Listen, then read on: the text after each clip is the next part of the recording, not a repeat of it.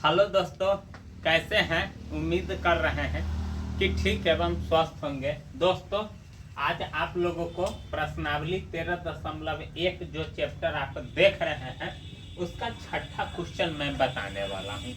बहुत ही आसान और इजी है दोस्तों। देखिए, क्वेश्चन ये बहुत ही महत्वपूर्ण है क्योंकि एग्जाम में बार बार पूछा जाता है।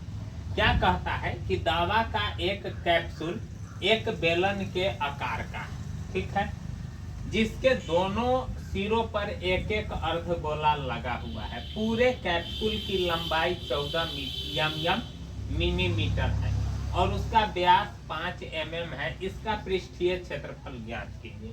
यही है कैप्सूल। देखिएगा दोस्तों, कैप्सूल इसको आप दो तरीका से बना सकते हैं। देखिए, एगो तो आपको डायरेक्ट फार्मूला यूज कर देना है, आपका आंसर आ जाएगा। कैप्सूल का पूर्ण पृष्ठ का क्षेत्रफल 2πr_l। अगर दोस्तों यहाँ यल नहीं दिया रहता, कुछ और दिया हुआ रहता, तो फिर इसमें हम दूसरा फार्मूला लगाते। अगर आप इसको फिगर को गौर से समझिएगा तो देखिए, दोनों सिरा पर अर्ध गोला है, नहीं तो यहाँ भी गोला है और यहाँ भी गोला है। और बीच में जो आप देख रहे हैं बेलन है, यानी बीच में बेलन के आकार का है और दोनों सिरा पर अर्ध। सवाल में भी स्पष्ट कह रहा है कि बेलन के आकार का है और दोनों सिरा पर अर्ध गोला है।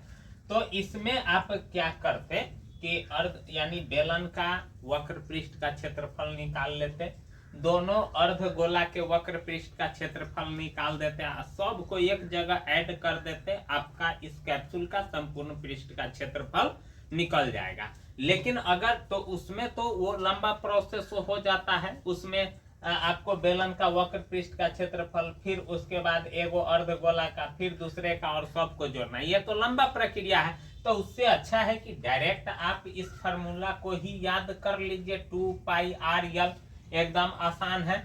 अब देखिए, यल का मतलब लंबाई होता है, आर का मतलब त्रिज्या होता है। तो देखिए, हम वही काम करते हैं। कैप्सूल का पृष्ठ का क्षेत्रफल आपको हम फार्मूला से निकाल करके दिखाते हैं। कैप्सूल का पूर्ण पृष्ठ का क्षेत्रफल, क्योंकि जब लंबाई दिया हुआ है तो क्यों न इसी फार्मूला को यूज कर लिया जाए, नहीं तो वो लंबा प्रोसेस किसी भी तरह से आपको बना करके आंसर दिखाना है, लेकिन गलत सलत नहीं बनाना है दोस्तों। देखिए, कैप्सूल का पूर्ण पृष्ठ का क्षेत्रफल 2πr_l, 2 गुने 22/7 और आर आपका 5 है। तो व्यास हुआ एक तरह से 5, नहीं तो आप त्रिज्या निकाल लीजिए, 5/2 हो जाएगा। चलिए, और उसके बाद यल आपका कितना है? 14 है। सबको मैंने गुना कर दिया। देखिए, 7 दूना 14 कट जाएगा, 2 से 2 आप काट सकते हैं और 22 पंचे हो जाएगा 110, और 110 में 2 से गुना कीजिएगा तो 220 मिलीमीटर स्क्वायर। यही दोस्तों आपका क्या हो जाता है? आंसर। इतना आसान होता है और इतना जल्दी आपसे बन जाएगा अगर आप इस फार्मूला को याद कर लेते हैं।